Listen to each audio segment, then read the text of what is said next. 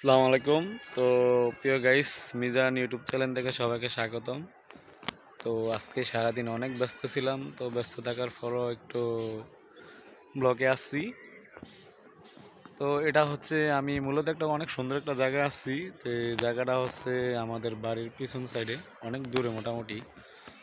তো এটা হচ্ছে একটা খাল পার। তো এখানে আপনার বাসাতে, যে আমার পাশে একটা বাসা আছে, যে এই বাসাটা, তো এই বাসাতে হচ্ছে এখন সাপ ধরার জন্য সাপুরে আসতেছে। তো আমরা এই উপলক্ষে সবাই আসছি এখানে দেখার জন্য। তো এখানে আরও অনেক লোক আছে, আরও অনেক লোক আসবে। তো সাপ ধরার জন্য লোক মোটামুটি কাছে চলে আসছে, বেশি দূর নাই। তো অনেক দিন সাপ দেখি না, তো সেটা নাকি বিষাক্ত সাপ। তো আজকে দেখার জন্যই না আগেই এসে দাঁড়ায় আছি।